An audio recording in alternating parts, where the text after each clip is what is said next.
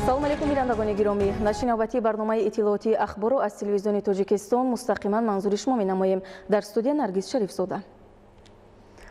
امروز با اشتراک اساسگزار صلح و وحدت ملی پیشوای ملت پرزیدنت جمهوری تاجیکستان محترم امامعلی رحمان و رئیس شهر دوشنبه رستم امامعلی در میدان دوستی شهر دوشنبه بخشیده به عید بین المللی نوروز 2019 کاروان شادیانه نوروزی در سطح بلند برگزار گردید.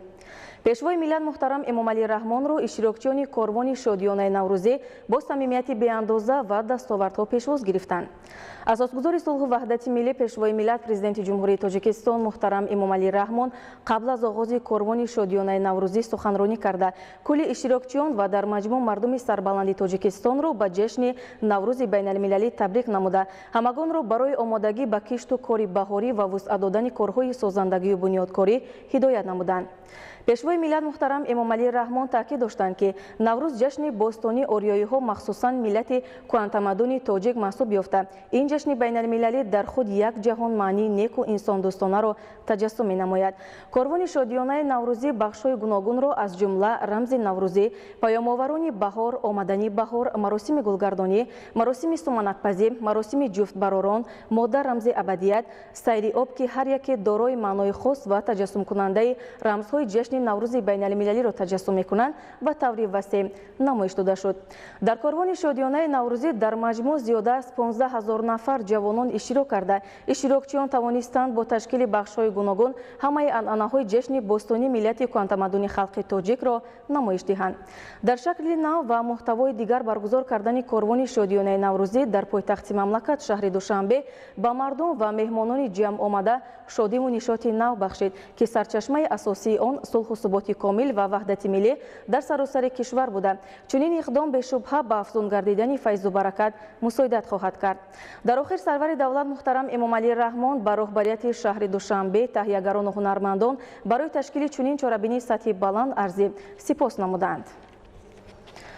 ساکنان 4 ناحیه شهر دوشنبه آمدن نوروز را از شام تا دمیدن صبح صادق با آماده نمودن سومنک، افروختن گلخند و بزم رقص و بازی پیشواز گرفتند.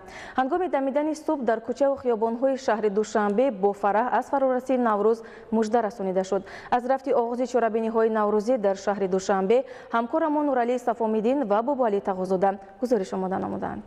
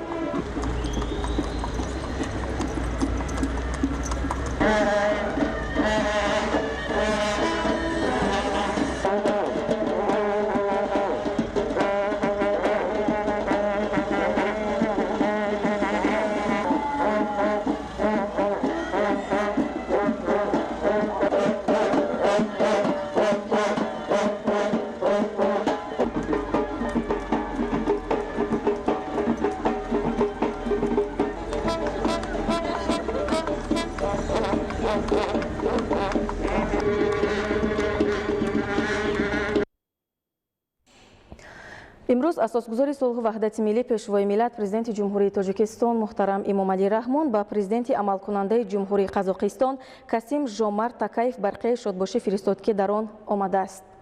محترم کاسیم ژومارت کمیلویچ، شما را به مناسبت به وظیفه پرزیدنت جمهوری قزاقستان شروع نمودنتان صمیمانه مبارکباد میگویم. به شما تنسیتی بهبودی و در این منصب بلند دولتی فعالیت پرثمر تمنا دارم. در تاجیکستان شما را میشناسند و همچون خادمی با تجربه دولتی و طرفدار رشد متصل مناسبت‌های دوستانه و همکاری سرجبهه میان مردمان ما احترام می‌نمایند. معتقدم که ما با کوشش‌های مشترک می‌باید تمام مجموع مناسبت‌های بین دولتی شریکی استراتژی تاجیکستان و قزاقستان را که به منفعت مردمان دوست ما روانه شدند ثمرناک گسترش می‌دهیم. ادامه اخبار. نوروز با وجود حادثه و مانع‌های سیاسی و اجتماعی با مضمون و محتوای زندگی سازی خود همچون آیین پاکی و زیباپرستی و جشن خاص طبیعت را پابرجا مانده است. امروزها در شهر و ناحیه‌ها و تشکیلات و اداره‌های مملکت چورابینی‌های فرهنگی به استقبال این جشن اجدادی دایر می‌گردند. گزارش خبرنگاران ما. کارمندان وزارت رشد اقتصاد و سودای جمهوری تاجیکستان منطقه‌های آزادی اقتصادی و پاتنت و اطلاعات نیز نوروز عجم را با شکوه و شهامت خاص تجلیل کردند. خوان نوروزی که با انواع گوناگون خوردنی، شیرینی و کلچقندهای بالذات، محصولات کشاورزی و چون عنعنه تشکیل 7 سین و 7 شین گسترده شده بود، از زحمت صافدلانه مردم تاجیک و فراوانی محصولات در مملکت بشارت می‌داد. زنان و دختران با باور نمودن لباس‌های زیبای ملی از متاهای اطلس و ادرس و چکن آماده شده بزمگاه را جلوی دیگر بخشیدند. در یک گوشه نمایش هنرهای مردمی تشکیل گردیده در آن دستاوردهای بانوان به معرض گذاشته شد. اینچنین در برنامه رنگین کنسرتی دختران با رقص‌های زیبای خود که خاص ملت تاجیک میباشند اجرا نموده به چورابینی شکوه دیگر ضم نمود. در مجموع کارمندان وزارت رشد اقتصاد و سودای جمهوری تاجیکستان منطقه‌های آزاد اقتصادی و پاتنت و اطلاعات نوروز بین المللی را که همچون میراث غیر مادی بشریت اعتراف گردیده است و افتخار ملت تاجیک میباشد با شهامت خاص تجلیل نمودند. ҳайати кормандони ширкати саҳумии холдингии кушодаи барқи тоҷик низ ҷашни наврӯзи аҷамро дар сатҳи баланд таҷлил намуданд. чорабинии идона ба ин муносибат дар маркази барқу гармидиҳии душанбе 2 сурат гирифт. дар ин рӯз бори ояи суннатҳои ин оини аҷдодӣ ҳунарҳои мардумӣ ба намоиш гузошта шуд. ҳамагон тавонистанд бо ҳунари дастии бонувони ин ширкат шинос ва ҷаҳонӣ маънавии худро ғанӣ созанд. аз наврӯз то наврӯз дар самти беҳтар намудани хизматрасониҳо ба муштариён, зиёд намудани иқтидори энергетикии мамлакат, ворид ва навсозии технологияи ҳозиразамон дар соҳа натиҷаҳои баланд ба даст омаданд. пешрафти минбаъдаи соҳаи энергетикаи тоҷикистон дар асоси дастгирӣ ва таваҷҷӯҳи хусаи роҳбарияти давлату ҳукумати мамлакат таъмин мегардад. ҳамзамон дар ин рӯз аз ҷониби кормандони ширкати саҳумии холдингии кушодаи барқи тоҷик таомҳои миллӣ омода ба хони наврӯзӣ ороста шуд. ба бештар аз 30 нафар тифлакони хуштолаи кормандони ширкат тӯҳфаҳои хотиравӣ тақдим гардид. тоҷикистони азизи мо ид дорад ва ин иди бузург наврӯзи хуҷастапай мебошад ки мо мардумон ин рӯзи хуҷастапайро бо тамоми шукӯҳу шаҳомати хоса ҷашн гирифта истодаем. кормандони ширкат талош намуданд бо риоя ва пешниҳоди расму оинҳо эҳё ва равнақдиҳандаи анъанаҳои аҷдодӣ бошанд. ҳамзамон дар чорабинии ҳайати кормандони ширкати саҳумии холдингии кушодаи барқи тоҷик барномаи мукаммали фарҳангӣ манзури ҳозирин гардонида шуд. таҷлили наврӯзи байналмилалӣ бо анъанаҳои мондагораш беш аз ҳар вақти дигар густурда ва бо шукӯҳу ҷалоли нотакрор сурат мегирад.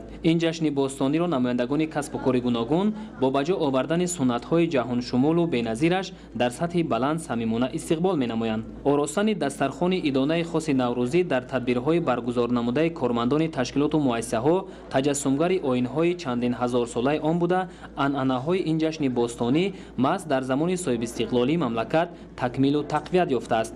дар шабакаҳои барқии шаҳри душанбе ҷашни байналмилалии наврӯз дар сатҳи баланд ва риояи суннатҳои хосаш таҷлил карда шуд. барои бошкӯ азамат таҷлил намудани ин ҷашни бостонӣ хони идона ороста намоиши ҳунарҳои мардумӣ ба маъраз гузошта шуд ки ба макони тантанаҳои идона зебу зиннати дигар бахшид.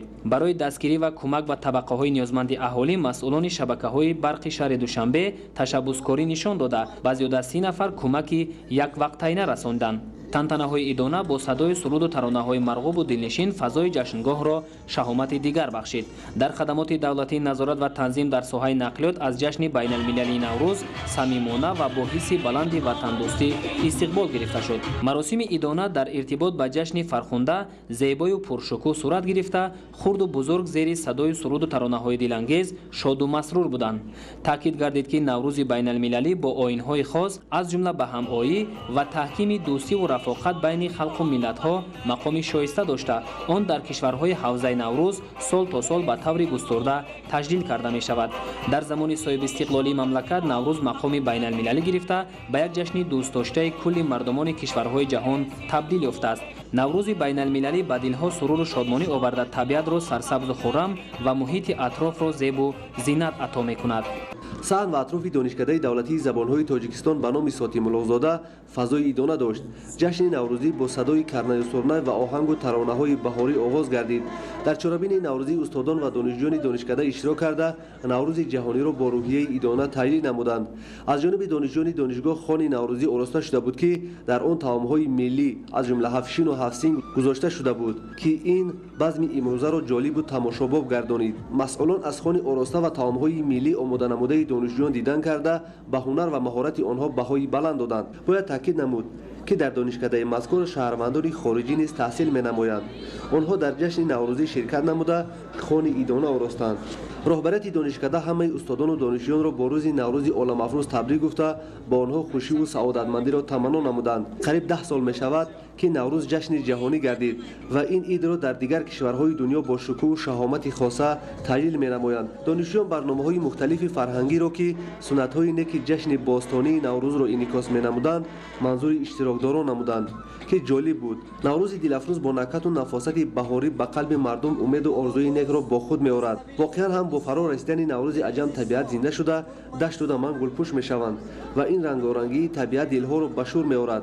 در ارتباط با جشن نوروز بین المللی چند نفر آموزگاران و دانشجویان با افتخارنامه‌های ریاست دانشکده سرفراز گردانده شدند. برنامه فرهنگی و فراغتی که از جانب دانشجویان نمایش داده شد همگان با روحیه بالیده فرهمندی رقص و بازی کرده جشن نوروز عالم افروز را در سطح بلند تجلیل نمودند. نوروز همچون جشن احیاگر پیوندگر دوستی خلق‌ها و پاکسازنده کینه و عداوت شناخته شده است. در کالج تکنیکی تاجیکستان نیز به افتخار جشن نوروز بین المللی چارابینی تنتنوی دایر گردید. باعث افتخار و فرهمندی مردم سربلند تاجیک است که با پیشنهاد پرزیدنت جمهوری تاجیکستان محترم امامعلی رحمان به عید نوروز مقام دولتی داده شده. با قرار سازمان ملل متحد سال 2010 نوروز جهانی گشت و این جشن مبارک را با عنوان روز بین المللی نوروز در سراسر دنیا جشن میگیرند. جهانی شوی نوروز عجم را خلق شریف تاجیکستان با مژده تازه، حسن نو، شادی و نشاط و با امید و آرزوهای زیاد خوش پذیرفتند. همین است که دانشجویان کالج تکنیکی سرجمعانه این جشن اجدادی را با آراستن دسترخوان ایدانه نوروزی رعایت تمام عنعنه و روحیه بالیده و افتخار ملی پیشواز گرفتند. ای غنچه خندیده نوروز مبارک باد. ای چشمه جوشیده نوروز مبارک باد. ای حسن برازیده نوروز مبارک باد. ای جان و دل و دیده نوروز مبارک باد. تاکید گردید که نوروز ملی تاجیکان را برای ارج گذاشتن به عرف و عادت و عنعنه‌های خاص به آن امروز در قطار مردم تاجیک همزمان در دیگر دولت‌ها استقبال می‌گیرند و از روی رسم و آیین برای با شکوه تجلیل آن سومنک و دیگر طعام‌های ملی بهاری را آماده می‌سازند و همین است که مردم به این واسطه جمع می‌آیند و در این روز یکدیگر را تبریک می‌گویند و خرسندی و شادی می‌نمایند. بعد صاحب استقلال گردیدن تاجیکستان جشن بزرگ اجدادی اما نوروز عمر دوباره کسب کرده امروز در سراسر مملکت و بیرون از آن با شکوه و شهامت بی‌سابقه تجلیل می‌گردد. با ببر نمودن لباس‌های ملی و رقص و سرودهای استادان و دانشجویان کالج تکنیکی و آموزگاری ناحیه رودکی در صحن کالج به هم آمده از این صحنه بس و فرخنده استقبال گرفتند. در آغاز چارابینی بهار و مرد دهخان همگان را با فرا رسیدن بهار عالم افروز مبارکباد نموده از برکت و احسان این فصل مژده می‌دادند. صحن بزمگاه را نمایش هنرهای گلدوزی و کشیده‌دوزی و هنر دستی دانشجویان و دستاوردهای استادان این بارگاه زیبایی دیگر بخشید. آماده نمودن طعام‌های ملی که خاص این جشن نیاگان میباشد از جانب کدبانوان خیلی خوب آماده کرده شد. از همین جاست که فلسفه معنوی نوروز در اجرای 3 رکن مهمترین اخلاقی پندار نیک، گفتار نیک و رفتار نیک تجسم یافت. яфтааст. дар чорабинӣ меҳмонону устодон иштирок дошта таъкид намуданд ки наврӯз аз муборактарин ҷашнҳои миллии мо тоҷикон ва дигар мардумони ҳавзаи наврӯз аст ки аз замонҳои қадим то ба имрӯз бо ғояҳои олии башардӯстона, дӯстиву ҳамкорӣ, созандагиву ободкорӣ, инсондӯстиву хайрхоҳӣ ва шукргузорӣ аз зебоию неъматҳои табиат мардумро гирди ҳам меорад. ҳамин тариқ ҷараёни чорабинии тантанавӣ дар як макони зебову дилнишин бо қироати шеру таронаҳои дилошӯб дар ситоиши баҳору наврӯз сурат гирифт ки он дар ниҳоди хурду калон осори шодиро афзун намуд ва ин аз чеҳраи ҳар яке ҳувайдо буд. дар рафти чорабинӣ ба устодону донишҷӯёне ки дар корҳои ҷамъиятӣ саҳми арзандаи хешро гузоштанд аз ҷониби роҳбарияти коллеҷ бо ифтихорномаю сипоснома қадршиносӣ шуданд. аҳли санъат бошанд интиҳои ҷамъомади тантанавиро басу рангину хотирмон ҷамъбаст намуданд. аҳли ҷомеаи меҳнатии корхонаи фаръии коргоҳи таъмири қатораҳои маҳрам ба истиқболи наврӯзи аҷдодию ҷаҳонӣ ва дастовардҳои нав ноил шуда тарзу усулҳои нави таъмири қатораҳоро роҳандозӣ, кори коргоҳҳои истеҳсолиро фаъол гардонид. дар як сол ҳаҷми истеҳсол як баробар афзун гардид. беш аз 15 намуди қисмҳои таъмири қатораҳо маҳсулоти воридотивазкунанда тавлид карда шуд. корхона аз ҳисоби даромадҳо ба корҳои ободонӣ беш аз 400 000 сомонӣ равона намуда, дар ҳудуди корхона ва саҳни муассиса ба пешвози иди миллӣ тадбирҳои ободонӣ, сабзу хуррамгардонӣ амалӣ ва наврӯзи ҷаҳонӣ дар фазои ободу озода бо рӯҳии фараҳмандонаи аҳли ҷомеа баргузор карда шуд. кормандони корхона сокинони деҳаи маҳрам ва деҳаҳои дигари ҷамоати ба номи Эргаш Шарифови шаҳри Конибодон буда дар наврӯзгоҳи Калон Хурду Калон сокинони ин ҷамоати деҳот намояндагон аз пойтахти мамлакат шаҳри Душанбе, шаҳрҳои Хуҷанду Конибодон ва дигар шаҳру ноҳияҳои вилоят наврӯзи оламафрӯзро ҷашн гирифтанд. наврӯзгоҳи корхонаи таъмири қатораҳои роҳи оҳани Тоҷикистон ифодагари зиндаву эҳё шудани ин ҷашни бузурги аҷдодию ҷаҳонӣ гардида, ҳамагон чун тавомули ниёгон ананоти накӯи Наврӯзро гиромӣ доштанд. оростани хони наврӯзӣ аз таому хӯришу сабзаҳои ин айёми бедории табиату шукуфтанҳо, шеру таронаҳо, намоиши ҳунарҳои миллӣ, иҷрои бозиҳои наврӯзӣ ифодагари шодию сурури ҳамагон аз фарорасидани ин айём, оғози айёми фаровонӣ, иҷрою орзую амали накӯ, таҷассуми пайки шодию шукуфоист. ин суннату ананаҳои накӯи наврӯзро аҳли ҷомеаи меҳнатӣ, ҳунармандони халқӣ, омӯзгорону толибилмону тарбиятгирандагони мактабу кӯдакистонҳои ҷамоат ва фарзандони кормандони корхона иҷро намуданд ва ба ҳамагон шодию фараҳи идона бахшиданд. барномаи фарҳангии аҳли илму адаб, ҳунармандон аз пойтахти мамлакат, шаҳрҳои Хуҷанду Конибодон ба наврӯзгоҳи корхонаи таъмири қатораҳо шукӯҳи тоза бахшид. дар барномаи наврӯзӣ дар баробари иҷрои ананаҳои ин ҷашни баробарии шабурӯз ва расидан ба айёми фирӯз, аҳли наврӯзгоҳи корхона бо ифтихор аз ҷаҳонӣ шудани ин ҷашни бузурги миллӣ суннатҳои наврӯзро ба забонҳои як қатор давлатҳои ҳавзаи фарҳангии наврӯз ифода намуданд ки бозгӯи арзишҳои олии маънавию ахлоқии фарҳанги наврӯзист. масъулини муассиса дар ин рӯзи фараҳбахш гурӯҳи калони коргарону мутахассисони корхонаро бо армуғонҳои наврӯзӣ қадршиносӣ намуданд. наврӯзгоҳи корхона ба мавзеи шодию фараҳ аз ҷашни оғози сол, эҳёи табиату хуррамии рӯзгор табдил ёфт ва ин маҳфили пурмаънию шукӯҳмандона ба кормандони корхона, сокинони ин деҳоти шаҳри Конибодон ва меҳмонон рӯҳии болида бахшид. сокинони шаҳри ҳисор наврӯзро бо ифтихору хушҳолӣ истиқбол намуданд ва онро яке аз бошукӯҳтарин ҷашнҳои миллии мардуми тоҷик ки аз умқи таърих манша гирифтааст маънӣ дод карданд. дар ин чорабинии сатҳи баланд намояндагони мақомоти иҷроияи ҳокимияти давлатии шаҳри ҳисор иштирок ва суханронӣ карда иброз намуданд ки ҷашни пуршукӯҳи наврӯз ба шарофати истиқлолияти давлатии ҷумҳурии Тоҷикистон эҳё гардид ва шаҳомати тозаеро ба худ касб намуд ки ин таърихи басо тӯлонӣ ва фарҳангдӯст будани мардуми тоҷикро собит мекунад. ҷашни покию хушҳолӣ ва рамзи бедории табиат наврӯз дар ҷамоати хонаҳои кӯҳӣ ҳазорҳо нафарро муттаҳид ба ҳам фараҳмандии онҳоро афзун намуд. пас аз сардиҳои зимистони имсола боз ба диёри зебоманзари Тоҷикистон наврӯзи хуҷастапай қадам раҷа намуд. дар ин фасли гулрез табиат қабои муаққаши зумрадиро аз там ба дар намуда пироҳани гулдӯзӣ ба бар. ин лаҳзаҳои басо хотирмон гӯшае аз базмгоҳи наврӯзро намоиши ҳунарҳои дастии сокинон, олоту анҷоми дорои таърихи басо тӯлонӣ ва гӯшаи дигарро бо нони ҳунар бо оростани дастурхони идона зинат бахшиданд. духтарони миллипӯш бошанд бо қироати шеъру таронаҳои дилошӯб дар ситоиши баҳору наврӯз ҳузуру ҳаловати ҷамъомадагонро бештар намуданд. мағлубияти сардӣ ба гармӣ, сукунат бар садо ва ҳаёт ба марг ки яке аз хусусиятҳои ҷашни наврӯз маҳсуб меёбад, умед ба ояндаи باز هم خوب و رنگین را در قلب باشندگان جماعت دیهاتی خانقاه کوهی شهر حصار بیشتر نمود و هر یک در عملهای مربوط به رشد آبادانی محلی زیست و به این وسیله سهمگذاری در رشد کشور را نقشه‌بندی می‌کردند. شرکت اهل صنعت و هنرنمایی آنها این روز فرخنده را باز هم خاطرمان ساخت.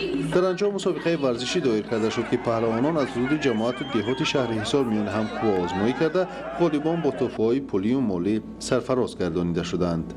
باعث افتخار است که حکومت جمهوری تاجیکستان برای عائله‌های کمبیزوات و شخصان دارای عضوهای آریاتی امتیازهای زیاد را مهیا نموده است. در تمام حدود کشور چنین اشخاص از امتیازهای برایشان مهیا نموده بخصوص در روزهای عیدها برخوردار می‌گردند. در آستانه نوروز خجسته‌پای در خانه تربیوی اشخاص دارای عضوهای آریاتی ناحیه حصار که زیاده از 240 باشنده دارد دستورخوان عیدانه مهیا کرده شد. مسئولین مقامات اجرایی حکومت دولتی ناحیه حصار، وزارت تندرستی و حفظ اجتماعی اهالی جمهوری تاجیکستان و اگنتی دولتی حفظ اجتماعی اهالی با افتخار نوروز بین المللی حاضرین را تبریک و تهنیت گفته و باشندگان خانه پرورشگاه یک مقدار مواد غذایی و سر و لباس تقدیم نمودند. همچنین در این جمع آمد خاطرمان هنرهای مردمی منظور حاضرین گردانیده شد که از نیوگان تا به این دوره رسیدند. بالای دستورخوان عیدانه خانه پرورشگاه با مواد رمزی خاص به عید نوروز گذاشته شده بود. مطربان آوازخوان‌های پایتخت کشور و قصر فرهنگ ناحیه حصار با سرود و موسیقی‌های دل‌آویز مطربان آوازخوان‌های پایتخت کشور و قصر فرهنگ ناحیه حصار با سرود و موسیقی‌های دل‌آویز که محض به جشن نوروز بخشیده شده‌اند خاطر حاضرین را بالیده نمودند. مأموریت خانه پرورشگاه اشخاص دارای عضوهای آریاتی ناحیه حصار برای آراستن محفل عیدانه به نمایندگان وزارت و اداره‌ها بخصوص به حکومت جمهوری تاجیکستان عرض سپاس نموده ابراز نمودند که محض در دوره صاحب استقلالی جمهوری تاجیکستان برای اشخاص احتیاجمند و دارای عضوهای آریاتی چنین امتیازها مهیا کرده شده است. наврӯз ҷашни фархунда мероси арзишманди фарҳанги ниёгони мо буда таърихи тӯлониро дорост. тӯли садсолаҳо он бо сунъату оинҳои хоси худ байни мардум ҳифз гардида моро ба таърихи кӯҳани аҷдодонамон мепайвандад. ҷашни наврӯз дар муассисаи давлатии маҷмаи таълимию тарбиявии кори иҷтимоӣ ва инноватсияҳо дар назди вазораи тандурустӣ ва ҳифзи иҷтимоии аҳолии ҷумҳурии тоҷикистон бо шукӯҳи хоса таҷлил карда шуда. хонандагони ин муассисаи иҷтимоӣ бо риояи расму оинҳои хос ба ин ҷашни миллӣ استقبال گرفتند. در جمع تاکید گردید که نوروز عالم افروز در فضای صلح و ثبات و پایداری وحدت ملی در سطح بلند تجلیل کرده می شود. در این روز کودکان و نورسان امکانیتشان محدود همراه والدان این روز تاریخی را با آرا دادن دسترخوان عیدانه از قبیل 7 سین و 7 شین و با برگزاری برنامه کنسرتی خاطرمان استقبال نمودند. واقعا در دوران صاحب استقلالی مملکت جهت دستگیری شخصان امکانیتشان محدود و جلب آنها به کارهای جمعیتی تدبیرهای سودمند عملی کرده شده. برای بود و باش و تحصیل آنها دهها مؤسسه اجتماعی بنیاد و مورد بهره برداری قرار داده شدند. فعلا در مؤسسه دولتی مجمع تعلیمی و تربیوی کار اجتماعی و اینوواسی‌ها در نزد وزارت تندرستی و حفظ اجتماعی اهالی جمهوری تاجیکستان 180 نفر خواننده معیوب به تحصیل فرا گرفته شدند. وابسته به طلبات روز در اینجا متخصصان آماده کرده می شوند. از جمله از روی اختصاص‌های حسابداری، سیستم کامپیوتری و اینترنت، تکنولوژی، دوزنده و تجهیزات معیشی و امثال این. برنامه فرهنگی خوانندگان که از صحنه‌چوب و قرائت شعر و سرودها عبارت بود، وصف وطن و دیار را تجسم می‌کرد. منوچهر سلیمان، مقصد اخبار. در شهر نورک بخشیده به تجلیل جشن بین المللی نوروزی اجیا مسابقه جمهوریوی اوید به گشتین ملی بین کلانسالان برگزار گردید. مسابقه مذکور در دوره تقویم یگانه چورابینی‌های عمومی و ورزشی و سالمگردانی و اشتراک ورزشکاران در مسابقه های جمهوریوی و بین المللی برای سال 2019 راه اندازی کرده شده. تحت سرپرستی پرزیدنت فدراسیای فوتبال تاجیکستان محترم رستم امامعلی برگزار گردید. گزارش خبرنگارانیم. تیمور رحیموف از ناحیه رودکی در مسابقه جمهوریوی گشتینگیری نوروز 2019 که در شهر نورک برگزار شد با موفقیت هنرنمایی نموده سزاوار شاه جایزه مسابقه اتوماشین سبکرو گردید. در شهر نورک بخشیده به تجلیل جشن بین المللی نوروز عجم با تشبث کمیته کار با جوانان و ورزش نزد حکومت جمهوری تاجیکستان مسابقه جمهوریوی اوید به گشتین ملی بین کلانسالان برگزار گردید. мусобиқаи мазкур дар доираи тақвими ягонаи чорабиниҳои оммавию варзишӣ ва солимгардонию иштироки варзишгарон дар мусобиқаҳои ҷумҳуриявӣ ва байналмилалӣ барои соли 2019 роҳандозӣ карда шуда, он таҳти сарпарастии президенти Федератсияи футболи Тоҷикистон муҳтарам Рустами Эмомалӣ баргузор гардид. Дар мусобиқаи мазкур гӯштингирон аз вилояти мухтори Кӯҳистони Бадахшон, Хатлон, Суғд, шаҳру ноҳияҳои тобеи кишвар ва чанд даста аз шаҳри Душанбе тӯли 5 соат бо ҳам рақобат карданд. дар вазнҳои 60, 65, 70, 75, 80, 90, 100 ва плюс 300 кило Баҳодур Ҳалимов, Абдулло Ризоев, Саидмухтор Расулов, Кароматулло Ҳакимов, ҳар 4 нафар аз шаҳри Душанбе, Темур Маҳмадов, Фирдавс Насимов, ҳар ду ҳам аз дастаи Хатлонду, Маҳмадризо Қувватов ва Темур Раҳимов, ҳар ду ҳам аз шаҳру ноҳияҳои кишвар дар вазнҳои худ чемпиони мусобиқа гардиданд. дар вазни мутлақ бошад паҳлавони маъруфи тоҷик Темур Раҳимов бар Фурқат Назиров пирӯз гардида ба гирифтани шоҳҷоизаи мусобиқа автомашинаи сабукрав сарфароз гардид. ман дар вазни ҷамъи 100 килограмм сазовори ҷои аввал гаштам ва баъд аз он мусобиқаи вазни мутлақ баргузор гардид. Хеле ки шумо мебинед соҳиби шоҳҷоиза автомобил шудам. Ташаккури зиёд ба асосизори сулҳ ва ваҳдат пешвои миллат президенти ҷумҳурии Тоҷикистон Эмомалӣ Раҳмон ки маҳз бо дастгирию ташаббуси онҳо ин кал мусобиқаҳо баргузор мегардад. Ташаккури худро ба он кас мерасонам. ба беҳтаринҳо дар тамоми вазнҳо ифтихорнома, ҷоиза ва тӯҳфаҳои таъсиснамудаи Кумитаи кор бо ҷавонон ва варзиши назди ҳукумати ҷумҳурии Тоҷикистон сарфароз гардонда шуданд. тоҷикон аз замонҳои бостонӣ бозиҳои миллии худро доштанд ва онҳоро ҳамчун воситаи тарбияи ҷисмонӣ ва рӯҳӣ истифода мебурданд.